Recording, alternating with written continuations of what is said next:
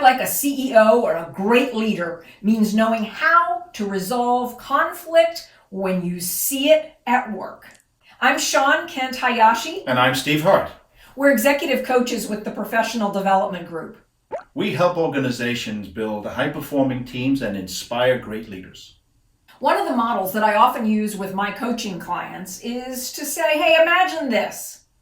Imagine that there are two 3-year-old, 4-year-olds, maybe 5-year-olds in a sandbox with a bucket. What's going to happen?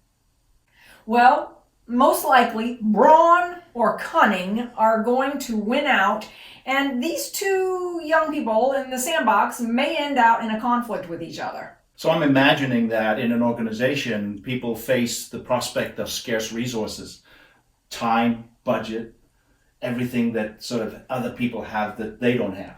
How does this work then in the organizational setting? Exactly. And so what happens is two peers end out in an organization arguing over the budget, the staff, the resources. And if they're peers, they may not have a system for working through conflict together. And that's where this brawn, muscle, brute force, bully-like behavior or cunning politics, behind the scenes, back channel stuff starts to play out. And as a leader, we need to spot when that's happening. If our direct reports don't have the tools, the skills, the know-how to resolve conflict with each other, it's our role to step in and help them resolve that so that we don't create a culture where bullies and politics are running the show. All right, so how do you do that? Well, first you've got to be able to spot it when it's happening. So being able to say, hey, I sense we have different perspectives here, or I'm sensing that perhaps you too have different perspectives on this. Another way of doing it in a team meeting might be to say, let's come up with 4 or 5 different perspectives that people might have. Not necessarily saying that you have, but imagine that we had people from across the organization here representing this issue. What might be some of the points of view or challenges that they would face? And then get really clear on what that looks like, what that conflict, what the existing difference, the tension might be. There's some roles that are designed to have tension between them. And when we find ourselves in those situations, we need to claim that, own that, understand those natural inherent tensions that are built into roles. When one person has to double check another person's work, that's one of those places. And there will be that kind of conflict that we need to have a system, a way to talk about. And so having regular meetings, having a forum, a standing agenda that says we're going to talk about what the issues and challenges are. Now, with all of my coaching clients, I introduce the concept of a standing agenda. We start off with what's the good news? What are the great things that we have had happen recently? And then we talk about what are our key accountabilities and what's the scorecard, the dashboard of data that we need to be looking at. One of the key pieces of resolving conflict at work is making it okay to identify when there are conflicts. And so having an ongoing issues list, encouraging people to add things to the issues list, and then having this forum in your meetings to demonstrate, to role model how to problem solve, how to collaborate, how to work together to resolve those issues. One of the areas that I think where the dynamic you've discussed becomes more complex is when the conflict exists across boundaries of the organization. So it's one thing to have it within your own team, but how do you approach it when the potential for that is across different boundaries where you may not be the leader in charge of another part of this problem? That's where it's so important to see ourselves as navigators and to recognize that we can lead from any seat. We can lead from any chair.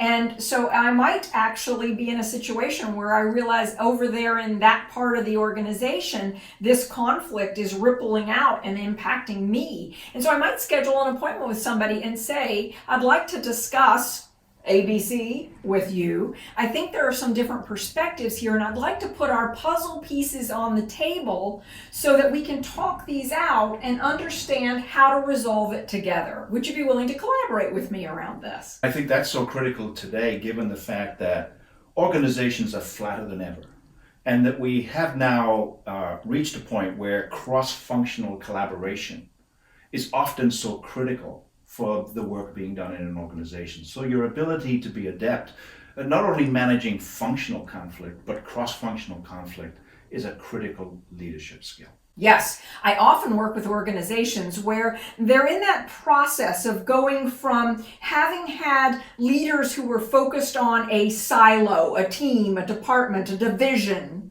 to recognizing that now in order for us to continue growing as a company, we really need a leadership team that understands the whole of the organization. And so part of what I do is I shepherd, I guide these people who have been very silo focused into becoming a leadership team. And this inevitably bubbles up all sorts of conflicts that have been hidden under the rug for quite a while. And as those come up, it gives us the opportunity to work them through in a way that they can see each other's perspectives. Sometimes I will even rotate roles. So I'll have the person who is in operations now partnering with or collaborating with the person who's in marketing or the person who's in human resources, or so that we begin to start to see the organization from a much broader perspective. And when they begin to understand the constraints organizationally in that bigger picture, they begin to be much more willing to resolve long-standing conflicts. Yeah, that's so critical to a leadership's ability to think holistically, to understand the challenges and responsibilities that colleagues have in exercising their own responsibilities. It's probably also a case for occasionally inviting people to actually purposefully rotate around an organization to learn the different parts of it and to think in that holistic way. Yes, and again, this is why we are such advocates for making it very clear what the key accountabilities are for each role. So first, we step way back and say, as an organization, what are our accountabilities as an organization? And then how do we tie the accountabilities together into specific roles so that a human being can be successful in these roles? Too often we've bumped into situations where people have put together a group of accountabilities that frankly don't fit and no one could be successful in them. So we help weed through that so that we're defining these roles, these leadership team roles, where people can in fact become star performers. And then we look at, all right, now that we've got that, let's ripple these key accountabilities through the whole organization so that every role is clearly defined. And I'm not talking about job descriptions here in that old-time paragraph way. I'm talking about what are the actual accountabilities that the performance of this role will be measured against. And when we create this understanding across the organization, we reduce a lot of the conflict that historically has been in place.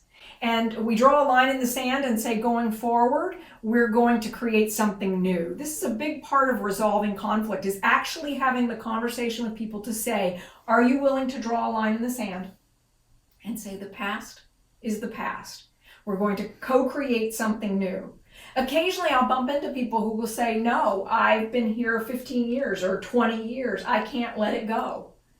And that for me is a red flag then, that we either need to have that moment that says we're going to have to be willing to change our way of operating and working, or how can we help you to be willing to go explore other opportunities in another organization. And when that happens, as leaders, it's our responsibility to craft those conversations. When we see that an individual is stuck in the past and not willing to let it go, as leaders, it's our job to hold up the mirror, help the person recognize that, help them get momentum to either move forward in this organization or move out. You know, Steve, one of the things that I've bumped into with some of my coaching clients along the way is they recognize that they're having a conflict internally with something going on in the organization. And it becomes the red flag moment where they have to ask themselves, do I want to stay or do I want to go? Is this something you've experienced yourself? And would you like us to do a video on how do I know if I need to stay or go? Because I'm in my own conflict about whether or not I fit in this organization. If that's a video topic you'd like us to talk about, let us know below. I think there's also another valuable lesson in walking a mile in another person's shoes in an organization. If you think about it in terms of leadership development, being able to lead across the organization, no matter what the area of responsibility you have, comes from having a great understanding of the entire realm of organizational activity. So purposely going into another realm of the organization where you're not necessarily in charge of things, but having an appreciation for and an understanding of what that particular leader needs to go through, and developing a collaborative consciousness about that is so enhancing to your own individual, personal, and professional development. Yes. And we've got quite a toolkit that helps Correct. Organizations to do that. Everything from training, half day or full day modules that teach people the skills and create a common language so that they can do exactly what you're talking about. And appreciate what each other is bringing to the organization, because in the end, we're all working on the same vision and mission of the organization. And our high performing team retreat guides existing teams or brand new teams in the specifics of what they need to build those components so they can resolve conflict. They create their own conflict resolution norms. They understand how each other is wired, and they start to see what the strategy of their organization is for growth so they can all get behind it together. And that reduces their assumptions about what's taking place in an organization, because now they have a clarifying conversation that gives you understanding of what is the bigger picture and why are we all in this together. That's right. And we follow that with a series of meetings and a high-performing team survey so that over the course of a year, we keep the focus on creating a dynamic team that knows how to resolve conflict, not afraid of conflict, but knows how to resolve conflict together and begins to take pride in their ability to resolve those really challenging, hairy, audacious conflicts that have been holding the organization back. Yeah, because what we want really is organizations to be sustainable and to be able to resolve the issues and concerns that come from, in essence, you and I putting ourselves out of a job. That happens. I hope not. If you'd like the opportunity to talk to us about what's going on in your organization and how we can help you resolve some of those long-standing conflicts, we'd be delighted to speak with you. You'll find a link below, and we look forward to seeing you in the next video.